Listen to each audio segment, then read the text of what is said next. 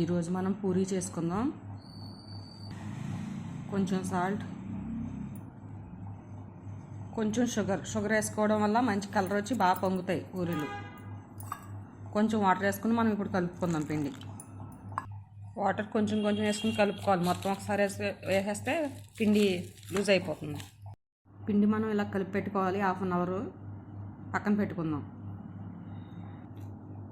1/2 hour తర్వాత కొంచెం పిండి తీసుకుందాం. మనం కొంచెం ఆయిల్ తడి చేసుకుంటూ మనం రౌండ్గా ఉండలు చేసుకుందాం. చిన్నగా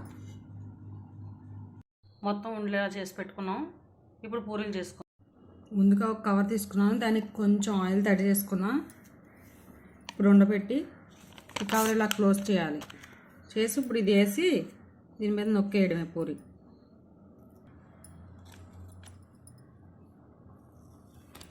ఇలా చేసుకోవాలి మనం పూరీలు.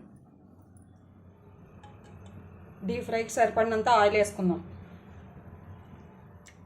పూరీ ప్రెషర్ లేకపోతే మనం ప్లేట్ మీద కూడా చేసుకోవచ్చు. అది కూడా నేను చిన్న ముక్క పెడతా.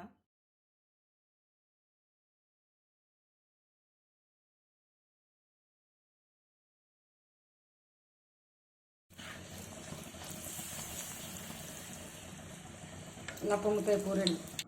ఇంకొక పూరీ చేసుకున్నాను.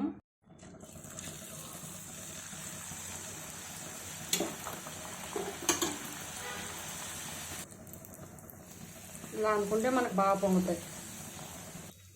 భలే పొంగింది. ఇంకో సైడ్ తిప్పుకున్నాం. వేడివేడిగా పూరీలు రెడీ అయిపోయాయి మనకి. పూరి మేతి చామన్ కర్రీ.